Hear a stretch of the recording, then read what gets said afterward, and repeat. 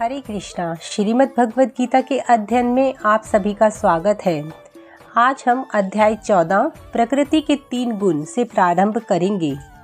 पिछले अध्याय में भगवान कृष्ण ने कहा कि जीवात्मा भौतिक प्रकृति के गुणों की संगति के कारण जन्म मृत्यु के चक्र में पड़ जाता है। इस अध्याय में कृष्ण वर्णन करते हैं कि भौतिक प्रकृति के वे गुण क्या हैं, वे कैसे कार्य करते हैं, वे जीवात्मा को कैसे बांधते हैं और कैसे कृष्ण भक्ति से उन्हें नष्ट किया जा सकता है। आइए अध्याय 14 प्रकृति के 3 गुण प्रारंभ करते हैं, जिसमें भगवान श्री कृष्ण और अर्जुन के संवाद के 27 श्लोक हैं, जो इस प्रकार हैं। भगवान ने कहा, अब मैं तुमसे समस्त ज्ञानों में सर्वश्रेष्ठ इस परम ज्ञान को पुनः कहूँगा, जिसे जान लेने पर समस्त मुनियों ने परम सिद्धि प्राप्त की है। इस ज्ञान में स्थिर होकर मनुष्य मेरी जैसी दिव्य प्रकृति अर्थात सत्यचित आनंद को प्राप्त कर सकता है। इस प्रकार स्थित हो जाने पर वह ना तो सृष्टि के समय उत्पन्न होता है और न प्रलय के समय विचलित होता है। हे भरतपुत्र, ब्रह्म नामक समग्र भौतिक वस्तु जन्म का स्रोत है और मैं इसी ब्रह्म को गर्भस्थ करता हूँ, जिससे समस्त जीवों का जन्म संभव होता है। हे कुंती पुत्र, तुम यह समझ लो कि समस्त प्रकार की जीव योनियां इस भौतिक प्रकृति में जन्म द्वारा संभव है और मैं उनका बीज प्रदाता पिता हूँ। भौतिक प्रकृति 3 गुणों से युक्त है। ये हैं सतोगुण, रजोगुण तथा तमोगुण। हे महाबाहु अर्जुन, जब शाश्वत जीव प्रकृति के संसर्ग में आता है तो वह इन 3 गुणों से बंध जाता है। हे निष्पाप, सतोगुण अन्य गुणों की अपेक्षा अधिक शुद्ध होने के कारण प्रकाश प्रदान करने वाला है और मनुष्य को सारे पाप कर्मों से मुक्त करने वाला है। जो लोग इस गुण में स्थित होते हैं वे सुख तथा ज्ञान के भव से बंध जाते हैं। हे कुंती पुत्र, रजोगुण की उत्पत्ति असीम आकांक्षाओं तथा इच्छाओं से होती है और इसी के कारण से यह देहधारी जीव सकाम कर्मों से बंध जाता है। हे भरतपुत्र, तुम यह जान लो कि अज्ञान से उत्पन्न तमोगुण समस्त मनुष्य के मोह का कारण है। इस गुण के प्रतिफल पागलपन, आलस तथा नींद है, जो बद्ध जीव को बांध देते हैं। हे भरतपुत्र, सतोगुण मनुष्य को सुख से बांधता है, रजोगुण सकाम कर्म से बांधता है और तमोगुण मनुष्य के ज्ञान को ढक कर उसे पागलपन से बांधता है। हे भरतपुत्र, कभी कभी सतोगुण रजोगुण तथा तमोगुण को परास्त करके प्रधान बन जाता है और कभी रजोगुण सतोगुण तथा तमोगुण को परास्त कर देता है और कभी ऐसा होता है कि तमोगुण सतोगुण तथा रजोगुण को परास्त कर देता है। इस प्रकार श्रेष्ठता के लिए निरंतर प्रतियोगिता चलती रहती है। सतोगुण की अभिव्यक्ति को तभी अनुभव किया जा सकता है जब शरीर के सारे द्वार ज्ञान के प्रकाश से प्रकाशित होते हैं।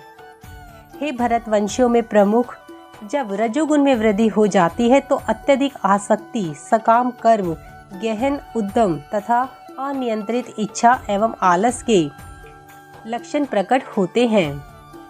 जब तमोगुण में वृद्धि हो जाती है तो हे कुरुक्षेत्र, अंधेरा, जड़ता, पागलपन तथा मोह का प्रकाट्य होता है। जब कोई सतोगुण में मरता है तो उसे महर्षियों के विशुद्ध उच्चतर लोकों की प्राप्ति होती है। जब कोई रजोगुण में मरता है तो वह सकाम कर्मियों के बीच में जन्म ग्रहण करता है और जब कोई तमोगुण में मरता है तो वह पशु योनि में जन्म धारण करता है। पुण्य कर्म का फल शुद्ध होता है और सात्विक कहलाता है, लेकिन रजोगुण में संपन्न कर्म का फल दुख होता है और तमोगुण के लिए किए गए कर्म मूर्खता में प्रतिफलित होते हैं। सतोगुण से वास्तविक ज्ञान उत्पन्न होता है, रजोगुण से लोभ उत्पन्न होता है और तमोगुण से अज्ञान, प्रमाद और मोह उत्पन्न होता है। सतोगुणी व्यक्ति क्रमशः उच्च लोकों को ऊपर जाते हैं, रजोगुणी इसी पृथ्वी लोक में रह जाते हैं और जो अत्यंत घृणित तमोगुण में स्थित हैं वे नीचे नरक लोकों को जाते हैं। जब कोई यह अच्छी तरह जान लेता है कि समस्त कार्यों में प्रकृति के 3 गुणों के अतिरिक्त अन्य कोई कर्ता नहीं है और जब वह परमेश्वर को जान लेता है जो इन 3 गुणों से परे है, तो वह मेरे दिव्य स्वभाव को प्राप्त होता है। जब मनुष्य भौतिक शरीर से संबद्ध इन 3 गुणों को लांघने में समर्थ होता है तो वह जन्म मृत्यु बुढ़ापा तथा उनके कष्टों से मुक्त हो सकता है और इसी जीवन में अमृत का भोग कर सकता है। अर्जुन ने कहा, हे भगवान, जो इन तीनों गुणों से परे है वह किन लक्षणों के द्वारा जाना जाता है, उसका आचरण कैसा होता है और वह प्रकृति के गुणों को किस प्रकार से लांघता है।